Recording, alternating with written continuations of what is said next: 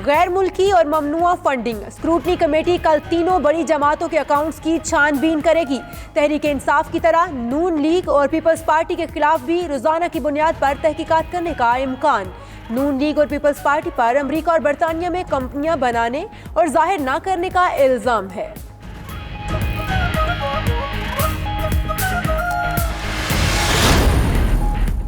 हमारा कोई अकाउंट खुफिया नहीं, तमाम अकाउंट्स डिक्लेयर्ड है और फंडिंग बैंक्स के जरिए हुई।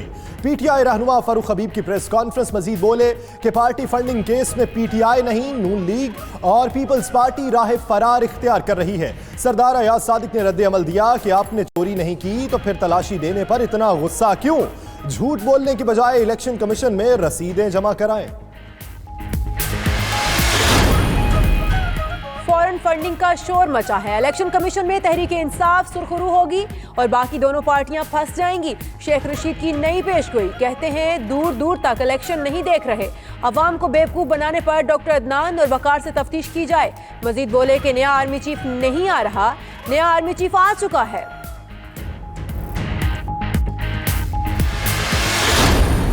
अफसोस से कहना पड़ता है कि लाहौर तकरीबन उधर तक पहुंच गया, यानी कि दुनिया का दूसरा या तीसरा पोल्यूटेड शहर बन गया।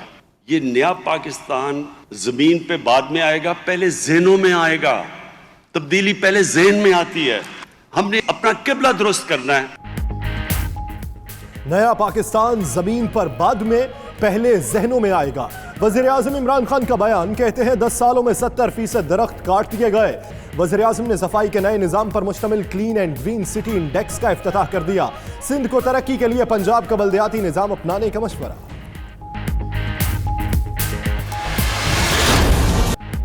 तौहीनी अदालत केस में फिरदौस आशिकवान और गुलाम सरवर की मौफी कबूल। इस्लामाबाद हाई कोर्ट की गैर जिम्मेदाराना बयानात से गुरेज की हिदायत। चीफ जस्टिस अतरम मिनल्ला ने रिमार्क्स दिए कि सियासी अदम इस्तेहकाम का असर अदालती निजाम पर नहीं पड़ना चाहिए। मीडिया गुफ्तगू में फिरदौस आशिकवान बोली कि हमेशा रूल ऑफ लॉ का एहतराम किया, अल्लाह ने अदालती निजाम में भी सुरखरू कर दिया।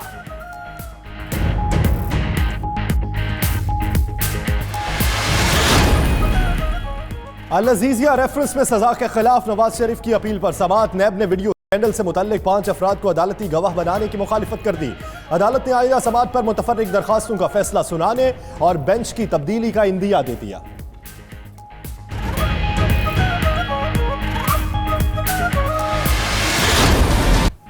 परवेज मुशर्रफ गद्दारी केस का फैसला महफूज करने के खिलाफ दरख्वास्त पर समाअत। लाहौर हाई कोर्ट ने दरख्वास्त के काबिल समाअत होने पर सवालात उठा दिए। परवेज मुशर्रफ इस्लामाबाद के रिहायशी हैं, लाहौर हाई कोर्ट केस कैसे सुन सकती है? अदालत ने परवेज मुशर्रफ के वकील को मजीद दलाइल के लिए कल तक की मोहलत दे दी। मौलाना फजलुर रहमान की दावत कबूल। बिलावल भुट्टो जरदारी का अपोजिशन की एपीसी में खुद शरीक होने का फैसला। हुकूमत मुखालिफ तहरीक से मुतल्लिक अपनी पार्टी की पॉलिसी एपीसी में रखेंगे। अपोजिशन की 9 जमाती कॉन्फ्रेंस कल सुबह इस्लामाबाद में होगी।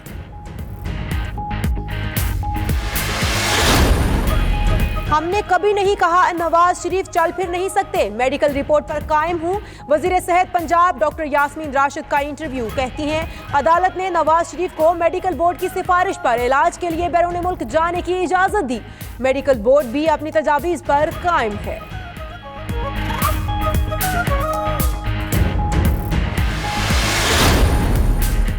वज़ीर आज़म इमरान खान से वज़ीर आला पंजाब की 24 घंटों में दूसरी मुलाकात। सूबे के सियासी और इंतजामी मामलात पर तबादला ख्याल। ज़राए के मुताबिक वज़ीर आला ने सूबे में इंतजामी तब्दीलियों से मुतल्लिक मुशावरत की। इमरान खान की महंगाई पर काबू पाने की हिदायत।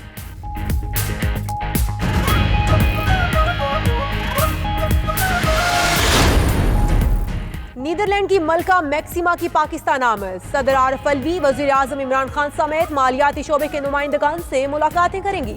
मलका मैक्सिमा के दौरे का मकसद मालियाती खिदमात पर पाकिस्तानी अवाम की जिंदगियों में बेहतरी का जायजा लेना है।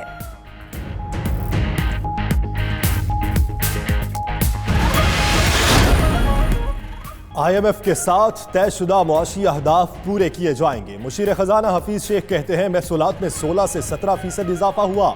हमारा हदफ 1.3 ट्रिलियन रुपए का है जो हासिल किया जा सकता है। मुशीर खजाना का CPEC से मुताल्लिक अमरीकी बयान पर सवाल का जवाब देने से गुरेज।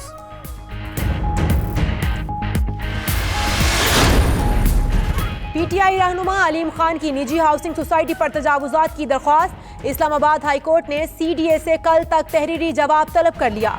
चीफ जस्टिस अतर मिनल्ला ने रिमार्क्स दिए, मुतमईन किया जाए किस कानून के तहत सरकारी जमीन एक प्राइवेट कंपनी को दी गई।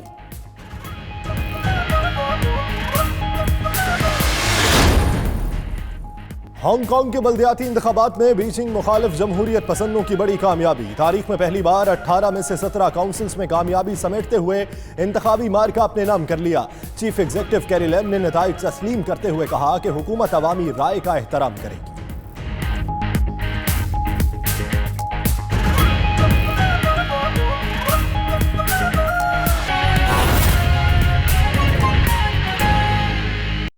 डिप्टी कमिश्नर, elected representatives,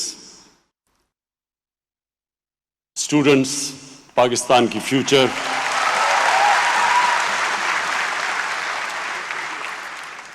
ख्वातीन हजरात, अल्लाह कुरान में कहता है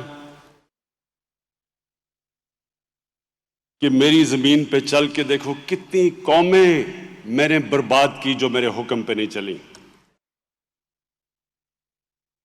और अल्लाह का हुक्म नबी सल्लल्लाहु अलैहि वसल्लम की एक हदीस है, उसमें वो कहते हैं कि अगली दुनिया के लिए यानी आखिरत के लिए इस तरह जियो कि आपने कल मर जाना है,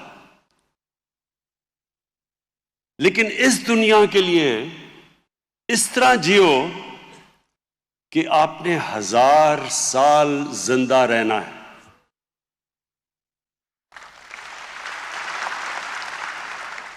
ये हम सब के लिए है कि हम इस दुनिया में इस तरह रहें, वो काम करें कि हम सोचें कि इसके असरात 10 साल, 15 साल, 20 साल, 100 साल, 1000 साल के बाद क्या होंगे इस जमीन पे। और एक अगर आप सिविलाइजेशंस का जायजा लें तो आपको नजर आएगा कितने सिविलाइजेशंस तबाह हो गए। बड़े बड़े एम्पायर्स थे।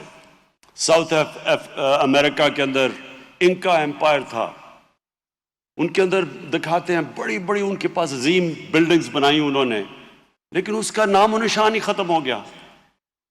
क्योंकि जब एक कौम आगे का नहीं सोचती, अपने आने वाली नस्लों का नहीं सोचती, उसकी आगे बर्बादी है। लाहौर, मैं लाहौर में बड़ा हुआ, हम लाहौर का पानी नलके से पिया करते थे, मीठा पानी था।